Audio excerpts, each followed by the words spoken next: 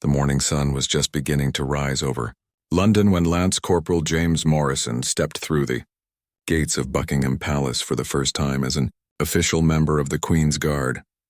His heart was pounding in his chest, not from fear, but from pure excitement, mixed with the weight of responsibility he was about to carry.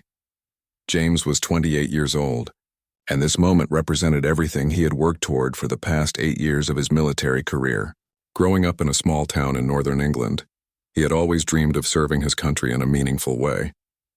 When he was just 20, fresh out of school and uncertain about his future, he walked into an army recruitment office and never looked back. The years that followed were filled with rigorous training, discipline, and dedication. James wasn't the strongest soldier in his unit, nor was he the fastest, but what he lacked in natural athletic ability, he made up for in determination and an unwavering commitment to following orders. His superiors noticed this quality early on. Time and time again, James proved himself to be someone who could be trusted, someone who took every duty seriously, no matter how small. He had served in various positions across the United Kingdom and even spent time overseas on peacekeeping missions. Each assignment taught him something new about leadership, responsibility, and the importance of protocol.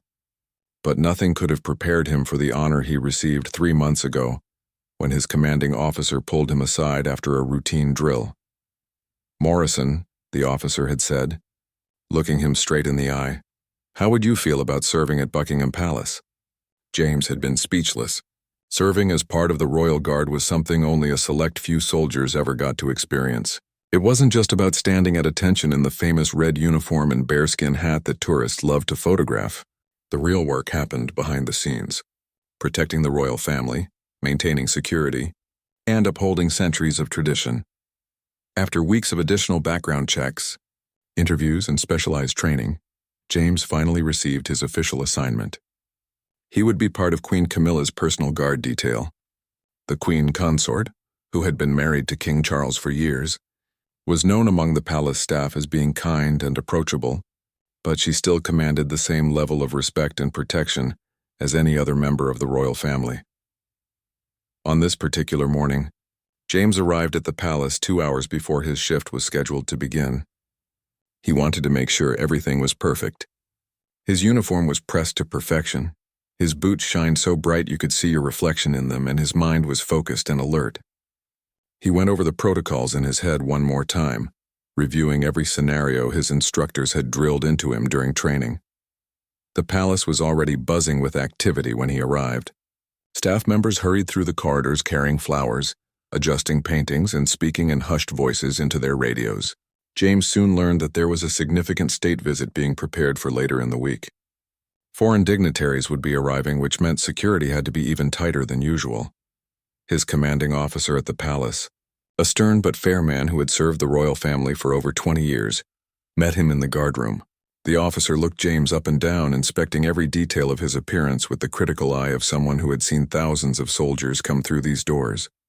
"You look sharp, Morrison," the officer finally said with a slight nod of approval. "But looking the part is only half the job. Do you understand the responsibility you've been given?" "Yes, sir," James replied firmly. "The Queen Consort's safety is now partially in your hands," the officer continued. "Every decision you make, every action you take, must be guided by protocol and security procedures. There's no room for error, no room for hesitation, and absolutely no room for personal judgment calls that deviate from your training. Is that clear?"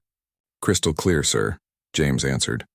The officer handed him a detailed briefing document that outlined his specific duties, the layout of the areas he would be guarding, and emergency procedures for various scenarios. James absorbed every word, committing the information to memory. He knew that in this role, hesitation could mean the difference between safety and disaster.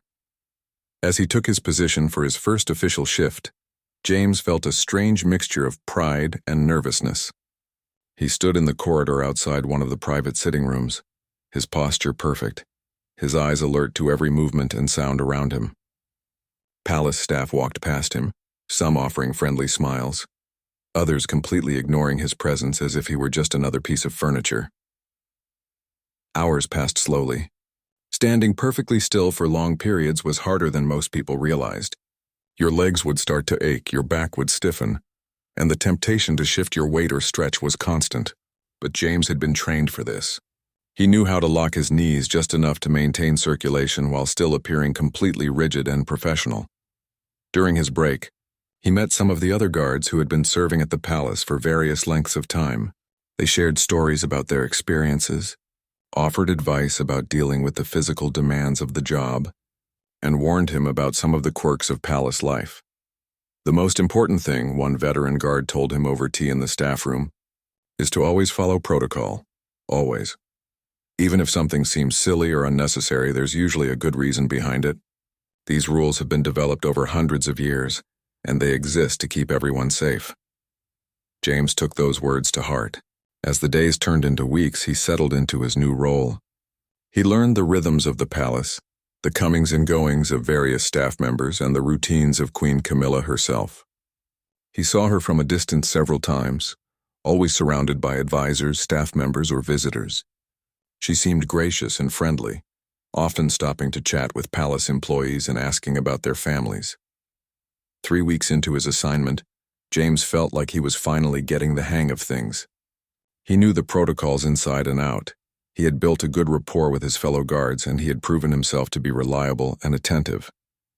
His commanding officer had even complimented him on his performance, which was rare praise from a man who didn't give compliments easily. But nothing in his training, nothing in all those weeks of preparation, could have prepared him for what was about to happen. Sometimes the most difficult moments in life come when we least expect them, when we're feeling most confident and secure. For James Morrison, that moment was just around the corner, and it would test everything he believed about duty, loyalty, and the true meaning of protecting someone you've sworn to serve. It was a beautiful Tuesday afternoon in late spring when everything changed for James. The palace gardens were in full bloom, with roses, tulips, and various other flowers creating a spectacular display of colors. The sweet scent of blossoms drifted through the open windows, and birds sang from the ancient trees that dotted the grounds. Queen Camilla was hosting a small private garden event that day. It wasn't anything too formal, just a gathering of about 30 people, including some members of various charities she supported, a few personal friends, and several palace staff members. James had been assigned to guard one of the entrances to the garden area, a position that gave him a clear view of the event while maintaining appropriate distance. He watched as guests mingled on the lawn, sipping tea and eating delicate sandwiches from silver platters. The queen moved through the crowd with practiced ease, stopping to speak with different groups, laughing at jokes, and making everyone feel welcome. This was the side of royal life that the public rarely saw, the more relaxed and personal moments away from the cameras and official ceremonies. James had been standing at his post for about 90 minutes when something unexpected happened. Queen Camilla finished her conversation with a group of elderly charity workers and began walking in his direction. This wasn't unusual in itself. She had walked past his position several times already. But this time, she stopped directly in front of him. "Good afternoon," she said with a warm smile. James immediately came to attention, though he maintained his professional composure. "Good afternoon, Your Majesty," he replied, keeping his eyes forward as protocol demanded. "I wonder if you might help me with something," Queen Camilla said, her tone friendly but carrying the unmistakable quality of someone used to being obeyed. "I'd like to take a few of my guests to see the fountain garden on the eastern side. Would you be so kind as to escort us there?" James felt his stomach tighten. The eastern fountain garden was not part of the secured area for today's event. During his morning briefing, the security team had specifically outlined which areas of the palace grounds were cleared for the Queen's use during the garden party, and the eastern section had been explicitly marked as off-limits. Something about maintenance work being done on the surveillance cameras in that area. His mind raced. On one hand, he was being given a direct request by Queen Camilla herself. Refusing a member of the royal family went against every instinct of respect and duty that had been drilled into him. On the other hand, his security training was crystal clear. Guards were never to deviate from the approved security plan without authorization from the head of protection, regardless of who made the request. "Your Majesty," James began carefully, choosing his words with extreme caution, "I'm honored by your request, but I'm not authorized to escort you to that area. It wasn't included in today's security clearance. Queen Camilla's smile faded slightly. She seemed surprised by his response. I'm sorry, I don't think I understand. I'm simply asking you to walk with us to another part of the garden. Surely that's not a problem. James could feel sweat beginning to form on his forehead despite the cool breeze. Several guests who were standing nearby had stopped their conversations and were now watching this unexpected exchange. He was acutely aware that whatever happened next would likely be talked about throughout the palace by the end of the day. I completely understand your request, Your Majesty, James continued, keeping his voice respectful but firm. However, palace security protocols require that any changes to your planned movements be approved by the security commander. The Eastern Garden wasn't part of today's cleared areas. The Queen's expression shifted from surprise to what looked like mild irritation. She was accustomed to a certain level of flexibility and cooperation from palace staff, and this young guardsman was essentially telling her no. I've walked through these gardens hundreds of times, she said, her tone still polite but with an edge to it. I don't see why this should require special authorization. James could feel his heart pounding so hard he was certain everyone around him could hear it. This was quickly becoming one of the most uncomfortable moments of his entire life. Every fiber of his being wanted to simply comply, to avoid this confrontation and make the Queen happy. But his training kept playing in his head like a broken record. Never deviate from the security plan, never. Not even for the person you're protecting. I apologize if this seems overly cautious. Your Majesty, James said, maintaining his professional composure despite feeling like he might collapse from the stress. But I cannot leave my assigned post or escort you to an unsecured area without direct authorization from my commanding officer. If you'd like, I can immediately radio for permission and have someone here within minutes to properly arrange the visit. The garden had gone almost completely quiet now. Even the birds seemed to have stopped singing. Other guests were pretending not to watch. But James could see from the corner of his eye that every person there was paying complete attention to this unprecedented scene. Palace staff members stood frozen, some with their mouths actually hanging open in shock. A senior lady-in-waiting who had been standing a few feet away quickly stepped forward, clearly hoping to defuse the situation. Your Majesty, perhaps we could... But Queen Camilla held up a hand, silencing the woman. For what felt like an eternity but was probably only about 10 seconds, the Queen simply looked at James. Her eyes were studying him, perhaps trying to determine if this was some kind of personal slight, or if he genuinely believed he was doing the right thing. Finally, she spoke. I see. Her voice was neutral, giving away nothing about what she was thinking or feeling. Very well then. We'll remain in this area. Without another word, Queen Camilla turned and walked back toward her guests. The lady-in-waiting shot James a look that could have frozen water, then hurried after the Queen. Gradually, conversations resumed around the garden, though James noticed many people glancing in his direction and whispering to one another. James remained at his post, but inside he was in turmoil. Had he just ended his career? Had he insulted the Queen Consort? Would he be dismissed from service by the end of the day? At the same time, another part of his mind was reviewing his decision, analyzing whether he had made the right call. The Eastern Garden wasn't secured. The cameras were down. If something had happened to the Queen while she was there, it would have been a security disaster and he would have been held responsible. The rest of the garden party passed in a blur. James continued his duty, maintaining his professional stance, but his mind was elsewhere. He noticed that Queen Camilla didn't look in his direction again for the remainder of the event. When the party finally ended and guests began to leave, James was relieved when his shift replacement arrived. As he walked back toward the guard room to clock out, he could feel the stares of palace staff members. Some looked sympathetic, others looked horrified, and a few seemed almost amused by what they had witnessed.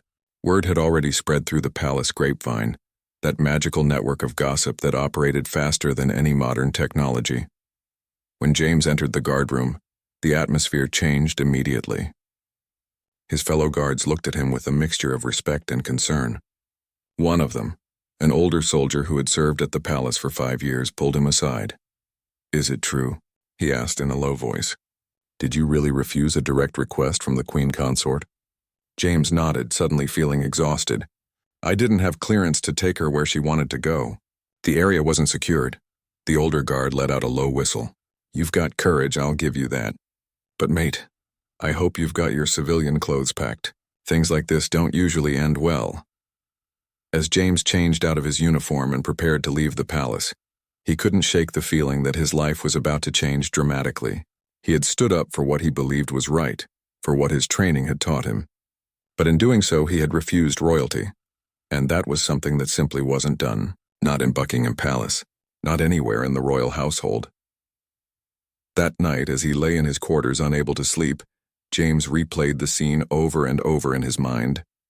Had he been too rigid? Should he have found a way to accommodate the Queen's request while still maintaining security?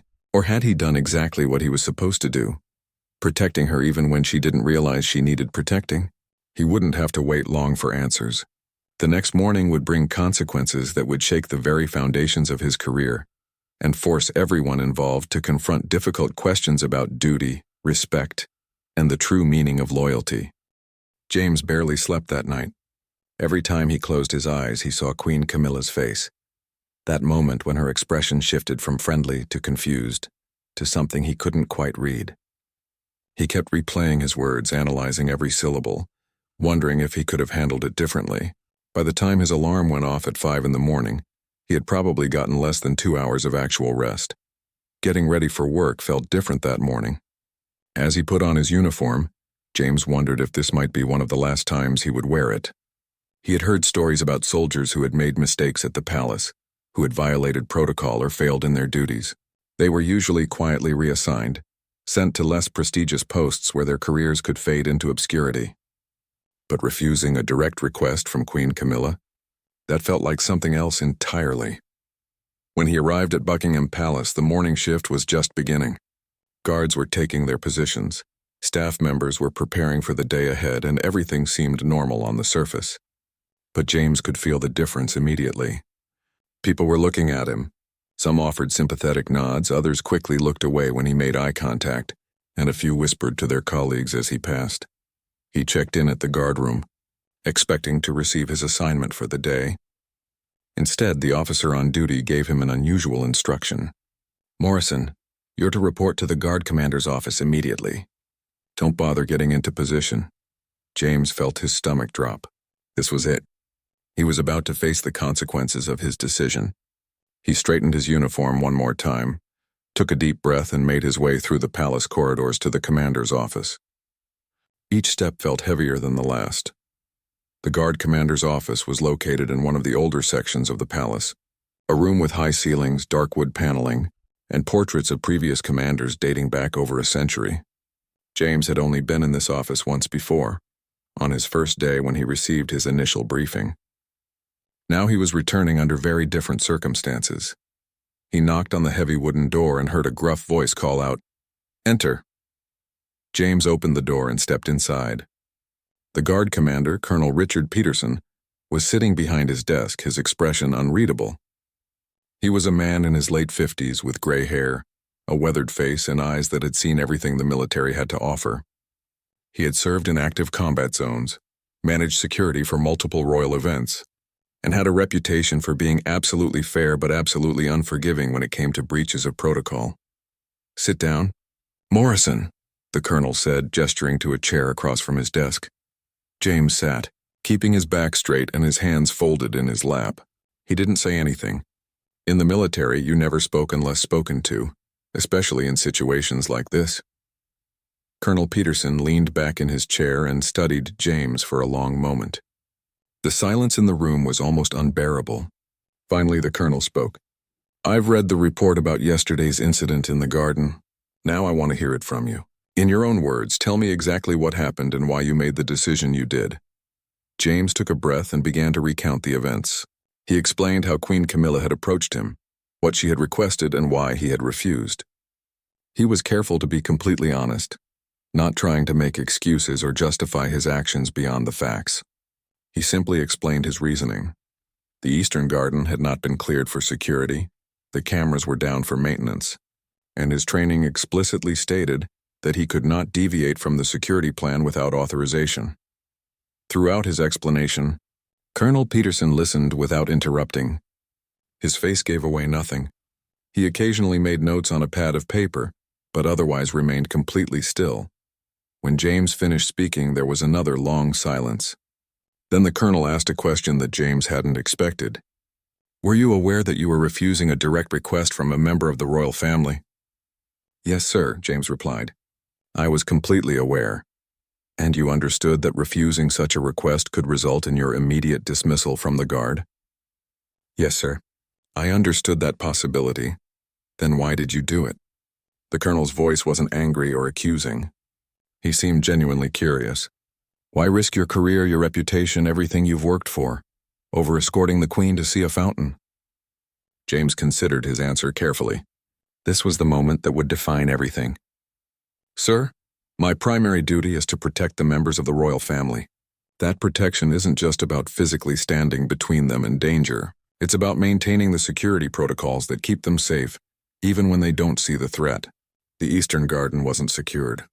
If something had happened while the Queen was in that area, whether it was a security breach, an accident, or any other incident, I would have failed in my duty. I would have allowed her to be placed in a potentially vulnerable position. He paused, then continued. I have the utmost respect for Queen Camilla. Refusing her request was one of the hardest things I've ever had to do.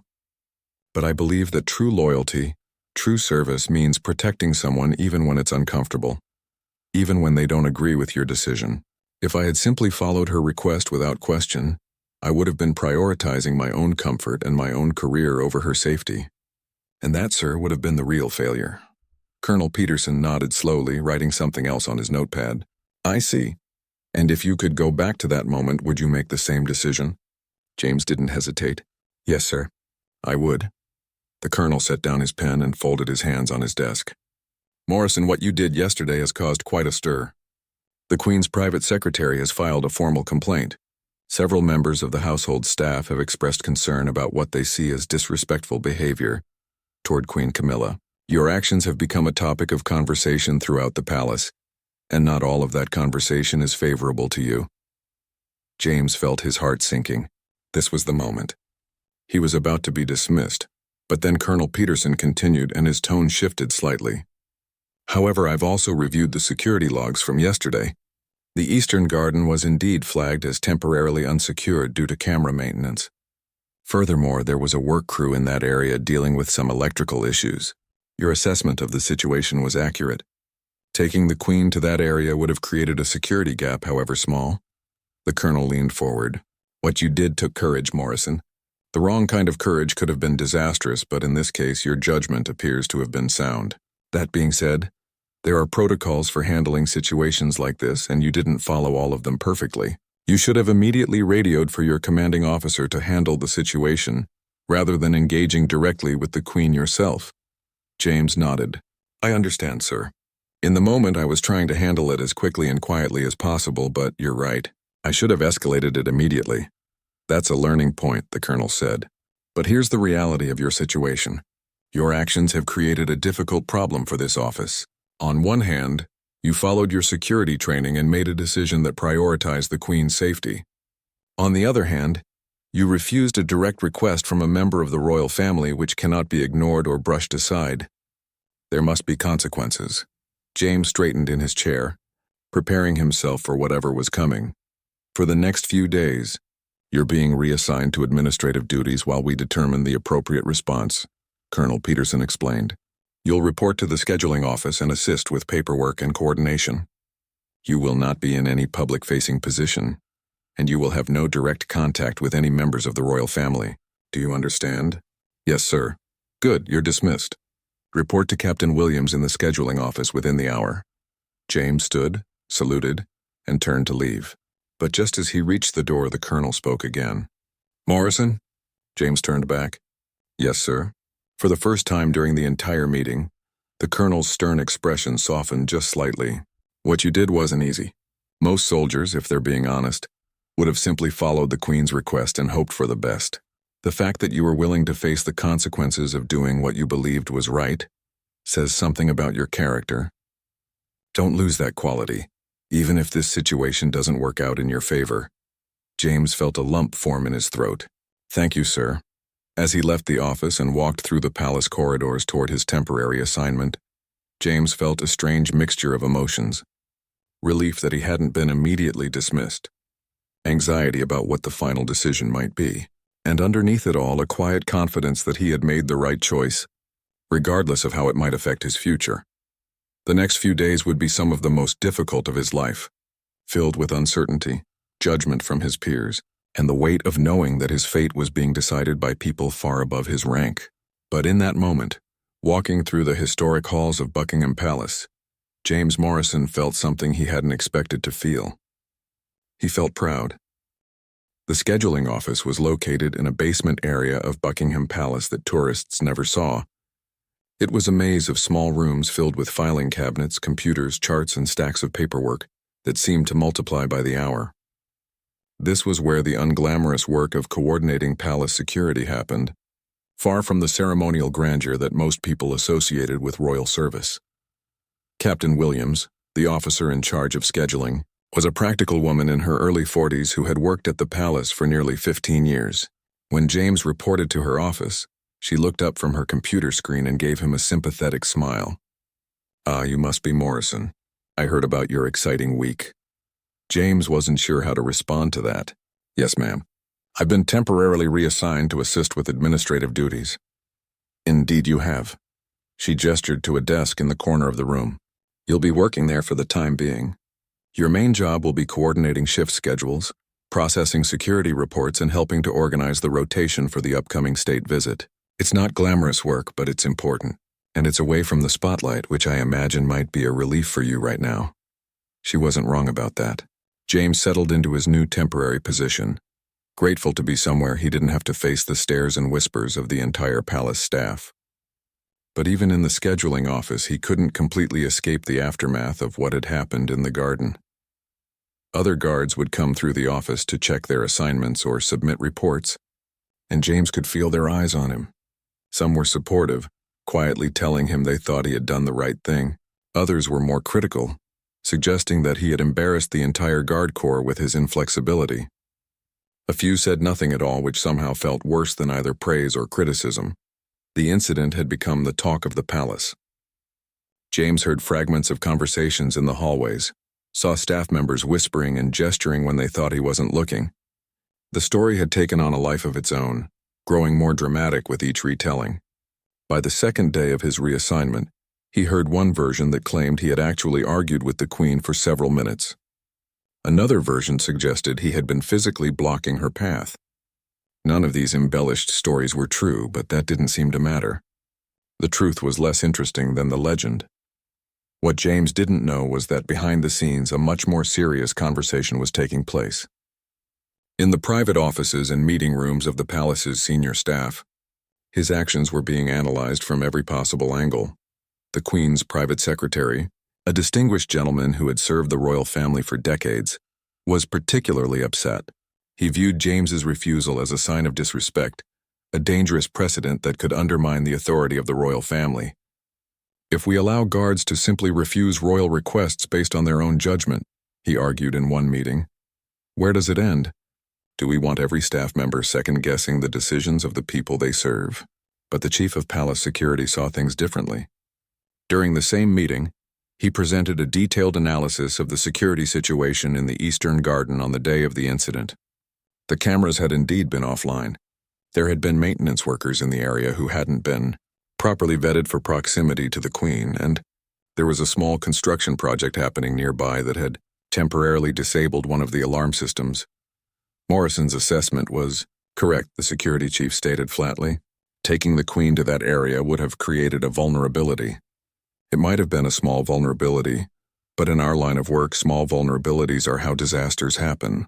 The guardsman did exactly what he was trained to do: prioritize security over convenience.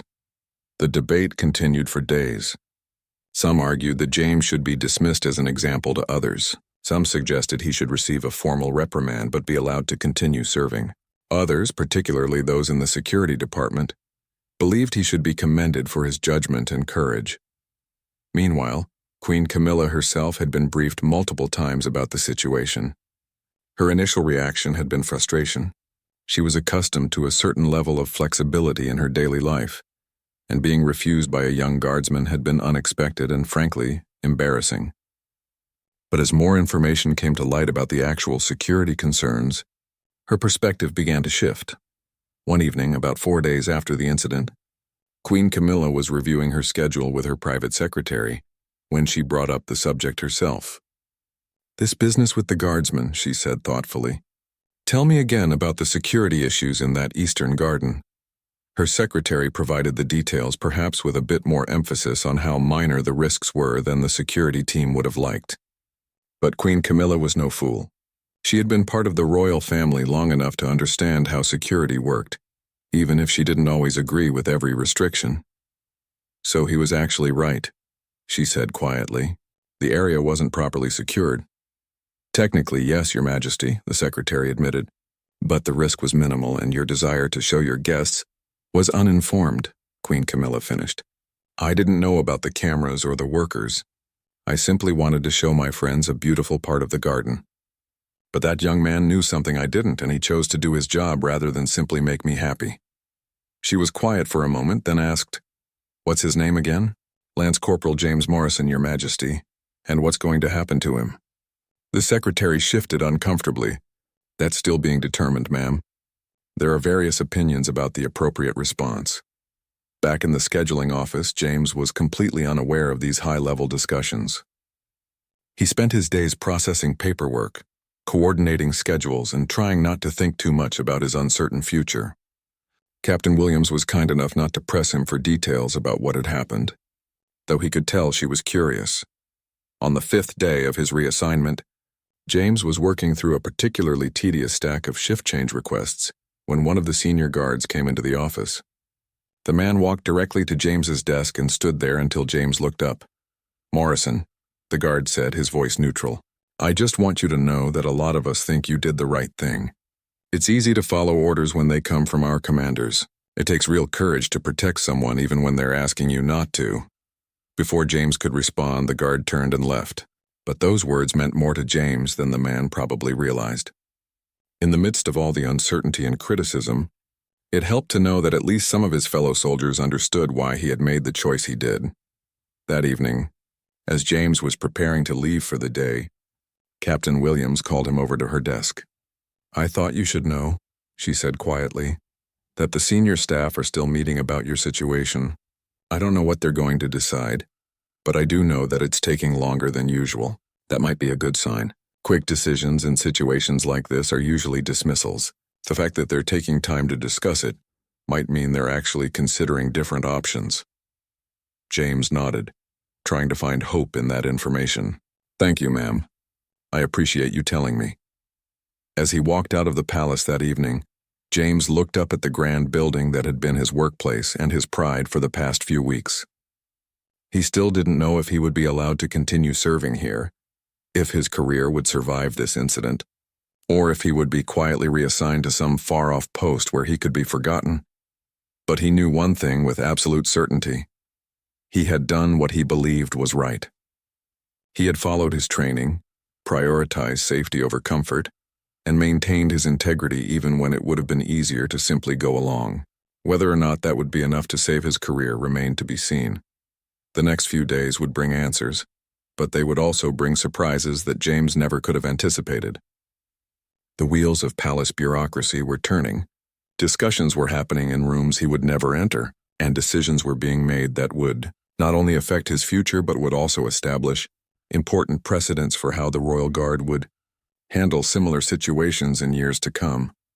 All James could do was wait, continue doing his assigned work to the best of his ability, and hope that somewhere in the halls of power, someone understood that he had been trying to do the right thing for the right reasons. Sometimes that's all any of us can do when we face the consequences of standing up for what we believe in. While James spent his days buried in paperwork in the scheduling office, unaware of the intense discussions happening above him, the senior leadership of Buckingham Palace was engaged in one of the most interesting debates they had faced in years. The question of what to do with Lance Corporal Morrison had become far more complicated than anyone initially expected. The conference room where these discussions took place was an elegant space, with tall windows overlooking the palace gardens. Around the long mahogany table sat representatives from various departments: security, royal household management, protocol officers, and several senior advisors who had served the royal family for decades. Each person brought their own perspective, and those perspectives didn't always align.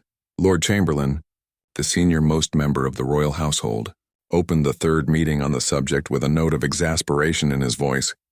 "We've been discussing Lance Corporal Morrison's actions for nearly a week now. I think it's time we reach a conclusion. This incident, while unusual, should not require this much of our time and attention." The Chief of Palace Security, Commander David Hughes, was the first to respond. He was a former military officer himself, someone who understood the pressures that guards faced and the importance of following security protocols. "With respect, sir, I believe this situation requires exactly this much attention. We're not simply deciding the fate of one guardsman.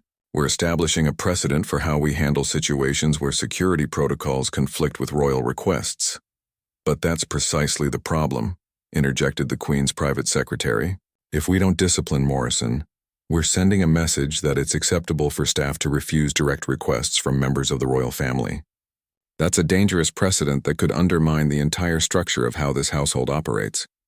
An older woman, Lady Catherine, who had served as a senior advisor for over 20 years, leaned forward. She was known for her diplomatic skills and her ability to see multiple sides of complicated issues. "I think we need to be clear about what actually happened. Morrison didn't refuse out of disrespect or laziness. He refused because he believed, correctly as it turns out, that complying with the request would create a security risk. Those are very different motivations. Motivation doesn't change the fact that he refused," the private secretary countered. Queen Camilla was embarrassed in front of her guests. Several people witnessed the exchange, and it's become the subject of gossip throughout the palace. That alone is damaging to the dignity of the royal household. Commander Hughes pulled out a folder and opened it on the table. "Let me share something with you all. I've reviewed every detail of the security situation in the Eastern Garden that day. The maintenance crew had disabled 3 cameras for repairs. There was an electrical contractor working near the fountain who had not been properly vetted for close proximity to the Queen, and there was a small delivery fan parked just beyond the garden wall that we hadn't accounted for in our security sweep."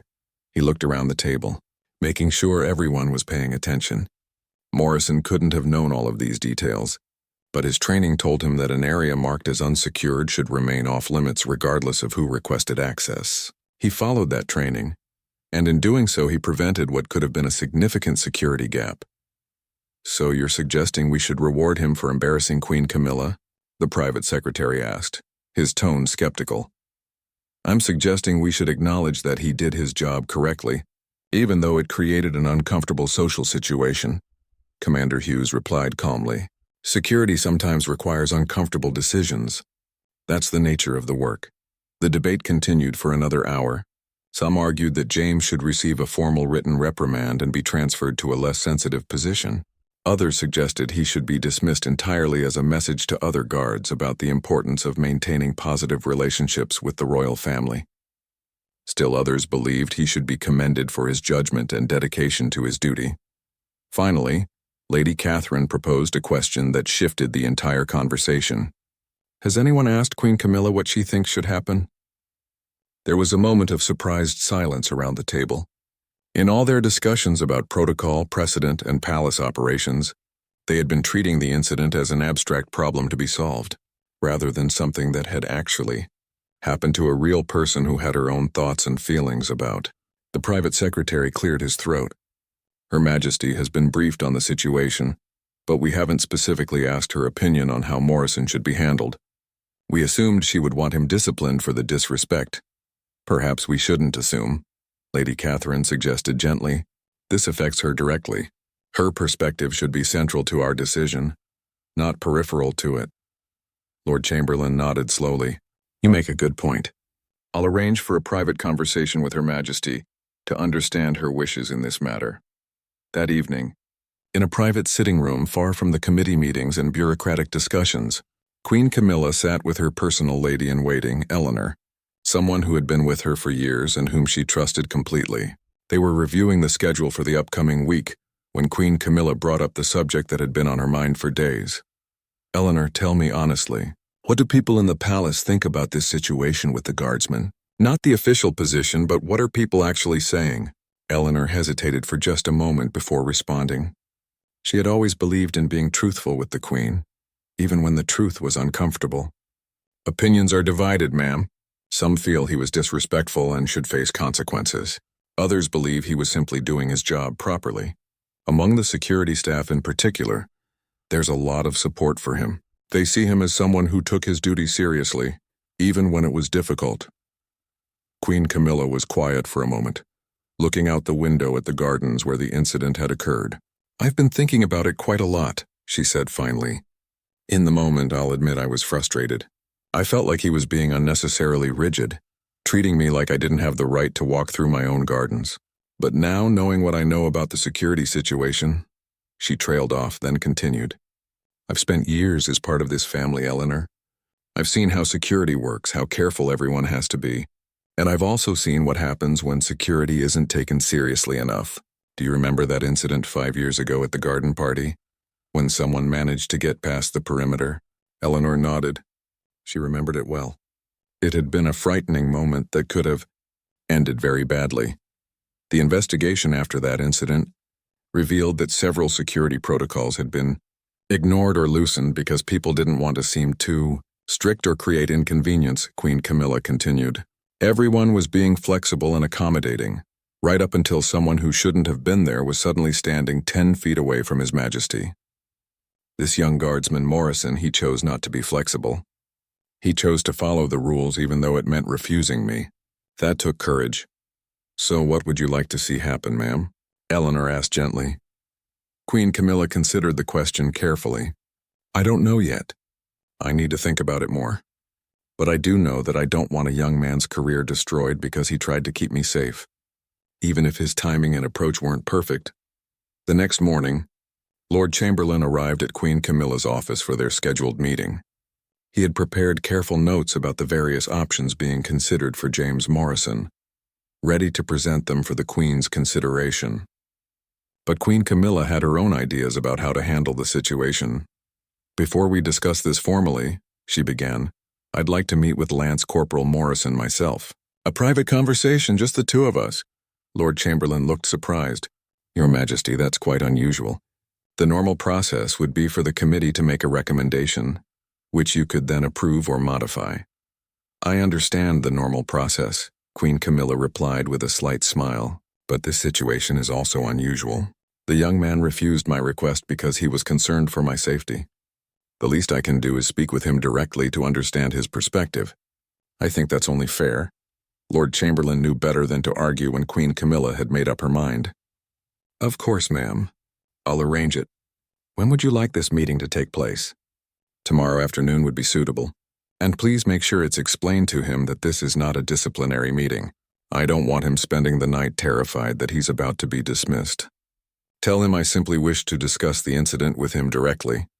As Lord Chamberlain left to make the arrangements, Queen Camilla returned to her desk and the endless stack of correspondence that required her attention. But her mind kept drifting back to that moment in the garden, seeing it now from a different perspective. That young guardsman standing there in the spring sunshine, choosing duty over convenience, protocol over comfort. In a world where people often took the easy path, where flexibility and accommodation were valued above all else, Morrison had chosen the harder road. James was organizing security schedules for the upcoming state visit when Captain Williams appeared at his desk with an expression he couldn't quite read. It was mid-afternoon, and he had been lost in the tedious but necessary work of coordinating shift rotations. "Morrison, you need to come with me," she said quietly. James felt his heart skip a beat. This was it. After days of waiting, they had finally made their decision. He stood up, straightened his uniform out of habit even though he wasn't in his formal guard attire, and followed Captain Williams out of the scheduling office. They walked through the palace corridors in silence. James tried to read something from her body language or expression, but she remained professionally neutral. Finally, he couldn't take the uncertainty anymore. "Captain, can you tell me what this is about?" She glanced at him with what might have been sympathy. "You have a meeting, Morrison. That's all I'm authorized to tell you. Just be yourself and answer honestly. That's the best advice I can give you." They arrived at a part of the palace James had never been to before, an area where the private apartments and offices of the royal family were located. His confusion grew. If he was being dismissed or reprimanded, surely that would happen in the guard commander's office or some administrative room. Not here. Captain Williams stopped outside an elegant door with ornate wooden carvings. "Wait here," she instructed. "Someone will come for you shortly." Then she turned and walked away, leaving James standing alone in the corridor, his mind racing with possibilities. After what felt like an eternity but was probably only 5 minutes, the door opened and a woman in professional attire stepped out. James recognized her as Eleanor, one of Queen Camilla's ladies-in-waiting. He had seen her several times during his brief service as part of the Queen's Guard detail. "Lance Corporal Morrison?" she said with a warm but formal smile. "Please come with me." James followed her into a sitting room that was both elegant and surprisingly comfortable. Large windows let in the afternoon sunlight, and the walls were decorated with paintings and photographs. And there, sitting in a chair near the window, was Queen Camilla herself. James immediately stood at attention, his military training taking over. His mind was reeling. Why was he here? What was happening? Queen Camilla gestured to a chair across from her. "Please sit down, Lance Corporal. There's no need for such formality right now." James sat, though every instinct told him this was wrong. You didn't simply sit down casually in front of a member of the royal family. But he had been given a direct instruction, and refusing would be far worse than the discomfort of breaking protocol. Eleanor poured tea for both of them, set out some biscuits, and then quietly excused herself from the room. Suddenly, James was alone with Queen Camilla, the woman whose request he had refused just over a week ago. The silence in the room felt heavy with unspoken tension. Queen Camilla studied him for a moment, then spoke. "I imagine you're quite confused about why you're here." "Yes, Your Majesty," James admitted, his voice steadier than he felt. "I am. I wanted to speak with you directly about what happened in the garden," she said simply. "There have been many discussions about your actions, many opinions expressed, but I realized that I never heard your perspective in your own words." That seemed unfair. James wasn't sure what to say. He had expected a formal hearing, a panel of senior officers, perhaps even a written dismissal. This intimate conversation in a private sitting room was completely outside anything he had imagined. "I want you to understand something first," Queen Camilla continued. "This is not a trap, and you're not here to be reprimanded. I genuinely want to understand what you were thinking that day. So please speak freely and honestly." James took a breath, gathering his thoughts. "Your Majesty, when you asked me to escort you to the Eastern Garden, I was faced with a difficult choice. My training was very clear that I couldn't deviate from the approved security plan without authorization. The Eastern Garden hadn't been cleared for your visit that day." He paused, choosing his words carefully. "In that moment, I had to decide what real loyalty meant. I could say yes and avoid an uncomfortable situation, or I could say no and potentially keep you from walking into an area that hadn't been properly secured. I chose what I believed was the right thing, even though I knew it might cost me my career." Queen Camilla listened intently, her expression thoughtful. "Were you aware that refusing my request might be seen as disrespectful?" "Yes, ma'am. I was very aware of that. And I want you to know that I have tremendous respect for you and your position. Refusing your request was one of the hardest things I've ever had to do. But I kept thinking about why I was there, what my real purpose was. I wasn't there to make you happy or to make your day convenient. I was there to keep you safe." "Even if I didn't think I needed protecting?" Queen Camilla asked, a hint of curiosity in her voice. James met her eyes directly for the first time. "Especially then, Your Majesty, because the threats we don't see are often the most dangerous ones." There was a long moment of silence. Queen Camilla picked up her teacup, took a sip, then set it down carefully. "Do you know what I've learned from being part of this family for so many years, Lance Corporal?" James shook his head. "I've learned that the people who truly care about your well-being are not the ones who always say yes. They're the ones who are willing to say no when it matters, even when it's difficult." She paused. "I've also learned that security protocols exist for good reasons, and that those reasons don't disappear simply because I find them inconvenient."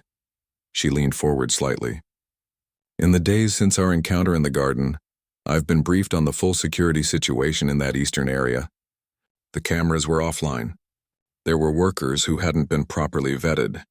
There were several factors that made it an unsuitable location for me to visit at that time. You couldn't have known all of those details, but you knew enough to recognize that something wasn't right. James felt a strange mixture of relief and continued anxiety. He still didn't know where this conversation was going. "I'll be honest with you," Queen Camilla continued. "In the moment, I was frustrated and a bit embarrassed. I'm not used to being refused, and it happened in front of people I had invited as guests. My initial reaction was to be quite upset with you." James nodded. "I understand, Your Majesty, and I'm truly sorry for any embarrassment I caused." "Don't apologize for doing your job correctly," she said, her tone surprisingly firm. "What I'm trying to tell you is that my initial reaction was emotional, not rational. Once I learned the full context, my perspective changed completely. You weren't being inflexible or disrespectful. You were being exactly what a royal protection officer should be: vigilant, principled, and willing to make hard decisions." She stood up and walked to the window, looking out at the gardens. James remained seated, unsure if he should follow her lead or stay where he was. "There's been a great deal of discussion about what should happen to you," Queen Camilla said, her back still to him. "Some people believe you should be dismissed. Others think you deserve a medal. The truth, I suspect, is somewhere in between." She turned back to face him. "What you did wasn't perfect. There were better ways you could have handled the situation. You could have immediately called for your commanding officer to address my request. You could have been more diplomatic in your explanation. These are things you can learn from." "I agree completely, Your Majesty," James said quietly. "But the core of what you did, the fundamental decision to prioritize security over social comfort, that was absolutely correct, and it took real courage to make that choice, knowing the potential consequences." She returned to her chair. "I wanted you to hear that from me directly. I wanted you to know that I don't view your actions as disrespectful, even if others might. I view them as someone taking their duty seriously." James felt emotions welling up that he had been suppressing for days. "Thank you, Your Majesty. You have no idea how much that means to me." They talked for a few more minutes, the conversation becoming less formal and more genuine. Queen Camilla asked about his background, his years of service, what had drawn him to the military in the first place. James found himself relaxing slightly, though he remained aware of the extraordinary nature of this meeting. Finally, Queen Camilla stood, indicating that the meeting was coming to an end. James immediately rose as well. "Whatever the official decision is about your future here at the palace," she said, "I want you to know that you have my respect. That young man in the garden who was willing to risk everything to do what he thought was right. That's the kind of person we need in service to this family." James saluted, a gesture of respect that came from his heart, rather than protocol. "Thank you, Your Majesty. Serving here has been the honor of my life, regardless of what happens next." As Eleanor appeared to escort him out, James felt like he was walking in a dream. Nothing about the past hour made sense with what he had expected. He had prepared himself for the end of his career, and instead he had received understanding and even praise from the very person he had refused. Walking back through the palace corridors, James realized that whatever happened next, whatever the official decision might be, he had received something far more valuable than any position or rank. The morning after his private meeting with Queen Camilla, James returned to the scheduling office with a strange mixture of hope and continued uncertainty. While the Queen had been understanding and even supportive, he knew that her personal feelings didn't necessarily translate into official policy.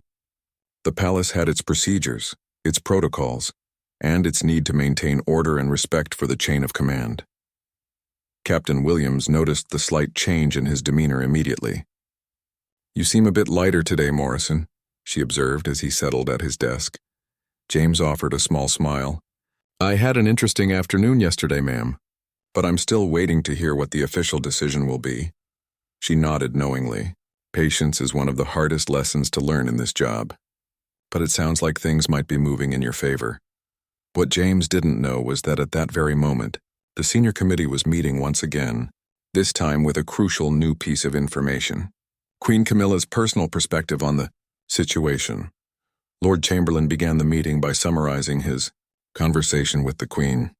"Her Majesty has made it clear that she does not view Lance Corporal Morrison's actions as disrespectful. In fact, she believes he demonstrated exactly the kind of judgment and dedication that we should value in our security personnel." The Queen's private secretary looked somewhat uncomfortable. "That's a significant factor, certainly. But we still need to address the breach of protocol. Regardless of the Queen's personal feelings, Morrison refused a direct royal request. If we simply ignore that, what message does it send?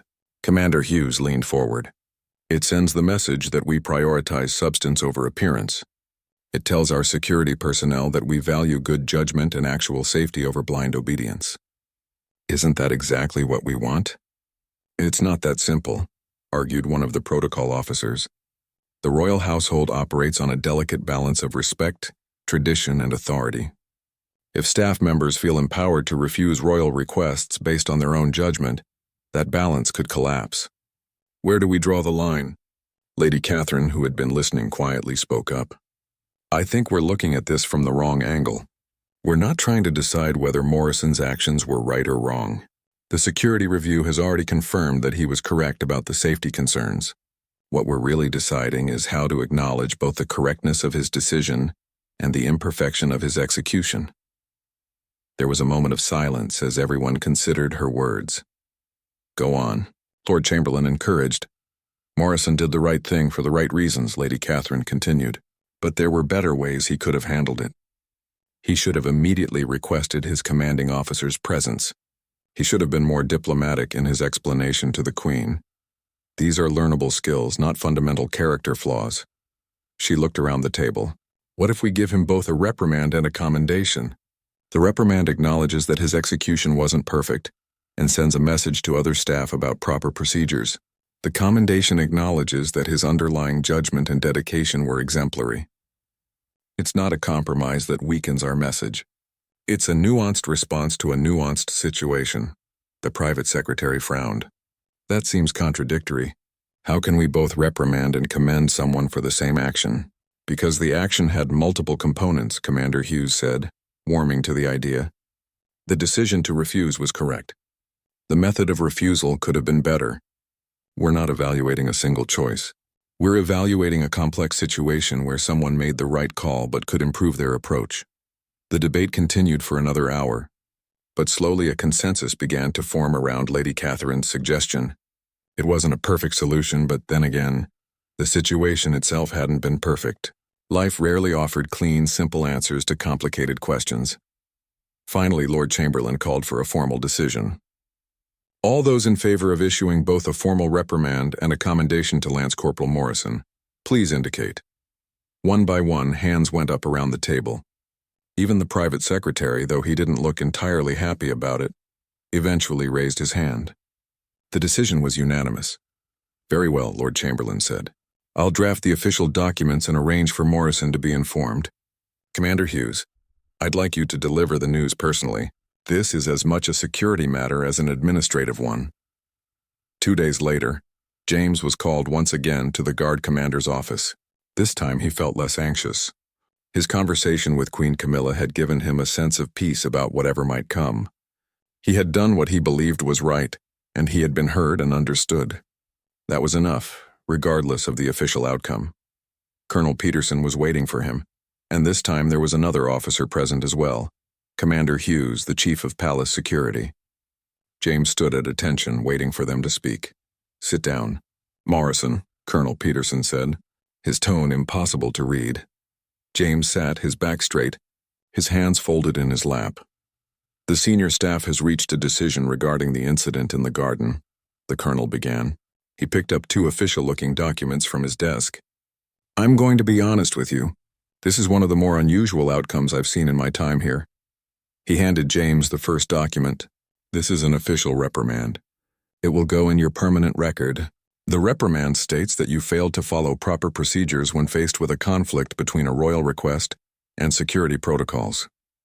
Specifically, you should have immediately requested the presence of a senior officer rather than engaging directly with Queen Camilla yourself. James took the document and read it carefully.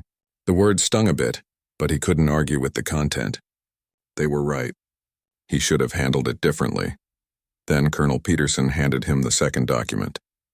This is a formal commendation for your judgment, dedication to duty, and commitment to security protocols. It recognizes that your decision to refuse the Queen's request was correct, and that it demonstrated the kind of principled thinking we need in our security personnel. James stared at the second document. reading it twice to make sure he understood correctly. A reprimand and a commendation, both for the same incident. Commander Hughes spoke for the first time. Morrison, you're probably confused. Let me explain the thinking behind this decision. What you did that day in the garden was right. Your assessment was correct, your priorities were sound, and your courage was admirable. But how you did it could have been better. These two documents reflect that reality. I understand, sir, James said quietly, and I accept both of them. Good, Colonel Peterson said. Now there's one more piece of this decision. You're being reassigned. James felt his heart sink slightly. So despite everything, he was being moved away from the palace. But the colonel continued. You're being assigned to the training division. Your job will be to help develop protocols and training scenarios for situations where guards face conflicts between convenience and security. You'll also participate in training new palace guards, teaching them how to navigate these difficult situations. James looked up in surprise. Sir, I don't understand. I'm being given a reprimand but also promoted to a training position? Commander Hughes smiled slightly. You're not being promoted exactly, but you are being moved to a position where your experience and judgment can benefit others. Think of it this way. You learned something important through a difficult situation. Now we want you to help others learn the same lessons without having to go through what you went through. You'll still be based at the palace, Colonel Peterson added, and you may occasionally be assigned to guard duty when we need experienced personnel. But your primary role will be in training and protocol development. The pay grade remains the same, but the responsibility is significant. James felt overwhelmed. He had expected either dismissal or at best a quiet reassignment to some distant post. Instead, he was being asked to help shape how future guards would handle similar situations. I'm honored, sir, he said, his voice thick with emotion. I won't let you down. You already haven't, Commander Hughes said. That's why you're here. As James left the guard commander's office that day, carrying both his reprimand and his commendation, he felt a strange sense of completeness. The situation hadn't been resolved with a simple answer or a clear victory. Instead, it had been acknowledged for what it really was: complicated, nuanced, and worthy of thoughtful consideration. He walked through the palace corridors, nodding to fellow guards and staff members who had heard bits and pieces of the story by now. Some probably thought he had gotten away with something. Others might think he had been treated too harshly. But James knew the truth. He had been given exactly what he deserved. Acknowledgement that his heart was in the right place, combined with guidance on how to be better in the future. That evening, James called his mother from his quarters. She had been worried sick about him since he had told her about the incident. Mom, I wanted to let you know that everything's been sorted out, he said. I'm staying at the palace, but in a new role. Oh, thank goodness, she said, relief evident in her voice. I've been so worried. Your father and I have been praying every night that things would work out. 3 years had passed since that spring afternoon in the palace gardens when James Morrison made the decision that changed his life. In that time, the story of the guard who refused Queen Camilla had taken on a life of its own, becoming something of a legend within military and security circles across the United Kingdom. James had settled into his role as a training officer with a dedication that surprised even himself. He discovered that he had a natural talent for teaching, for helping younger soldiers understand not just the rules and protocols, but the reasoning behind them. His classes on security decision-making were always full, and trainees often requested him specifically when they had difficult questions about balancing respect, duty, and safety. The incident that had nearly ended his career had instead become a case study used throughout the palace security system. The Morrison Protocol, as it came to be informally known, provided clear guidelines for guards who found themselves facing conflicts between royal requests and security procedures.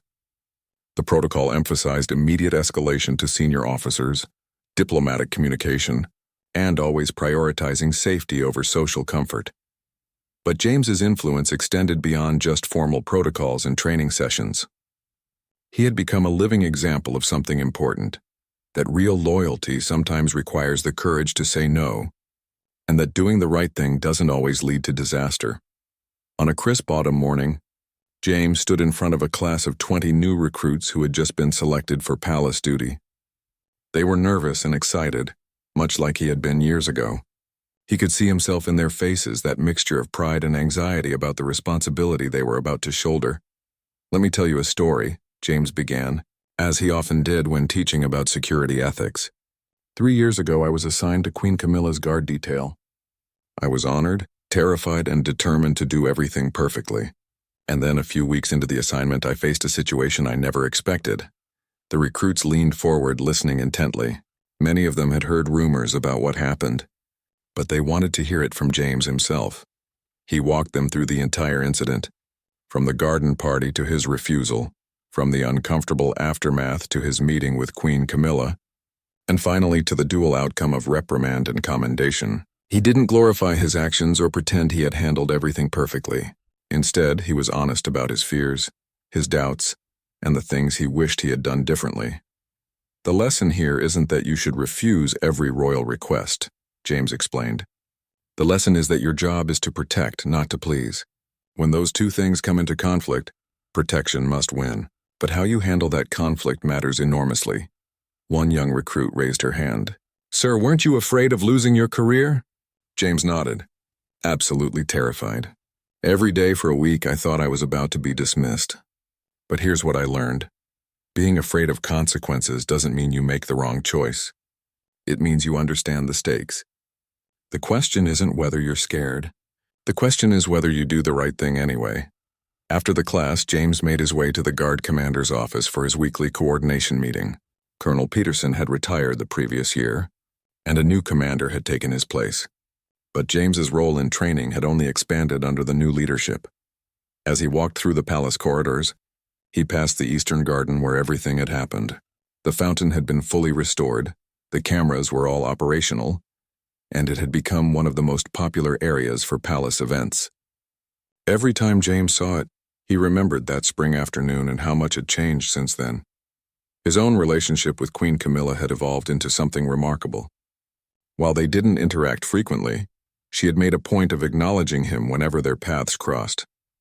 More significantly, she had become an advocate for better security training and clearer protocols throughout the royal household.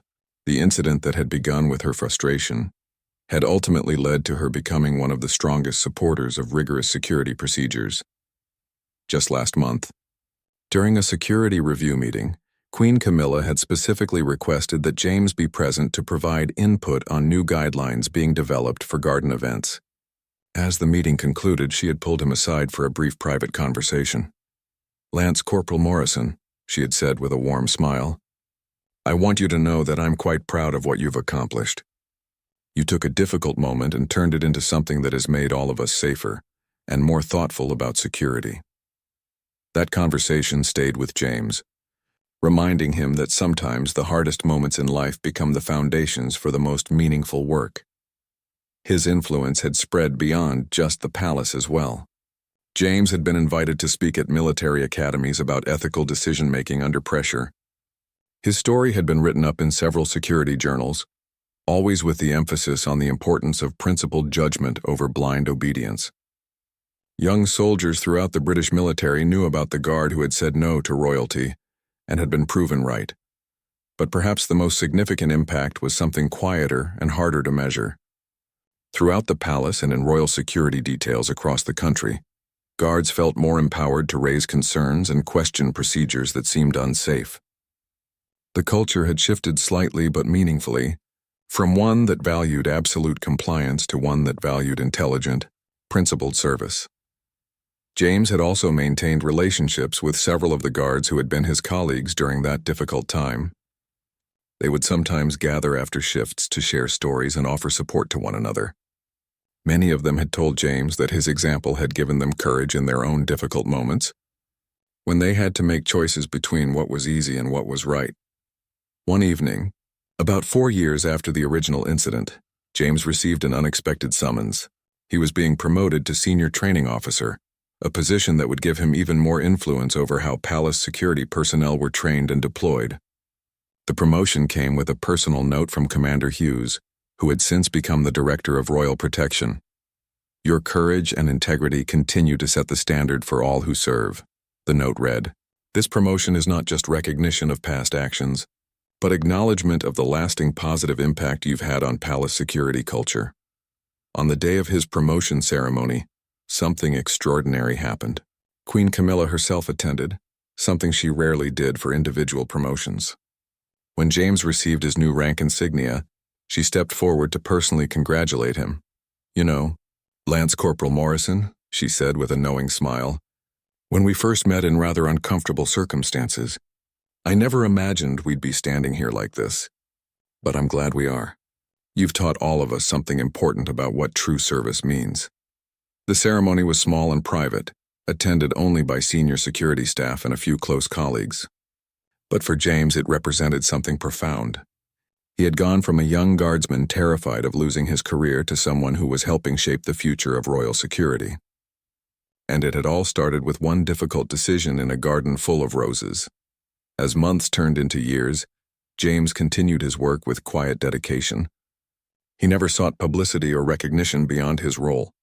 The story of what happened that day remained something he shared primarily for teaching purposes, not for personal glory. He understood that his value wasn't in being the guard who refused the Queen, but in being someone who helped others navigate similar challenges with wisdom and courage. He trained hundreds of new guards over the years, each class bringing fresh faces and new questions. Some of them would go on to have their own difficult moments, their own tests of judgment and courage, and when they did, many of them would remember the lessons James taught them and the example he set.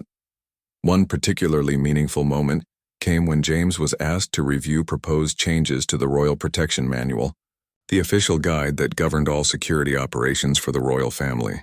A section on handling conflicts between royal requests and security protocols was being completely rewritten, and James's input was considered essential. As he reviewed the draft, he noticed that many of the principles reflected lessons learned from his own experience. The manual now emphasized that guards should view security concerns as paramount, that escalation to senior officers should happen immediately when conflicts arose, and that respectful but firm communication was essential. There was even a section about supporting guards who make difficult decisions in good faith, regardless of the outcome.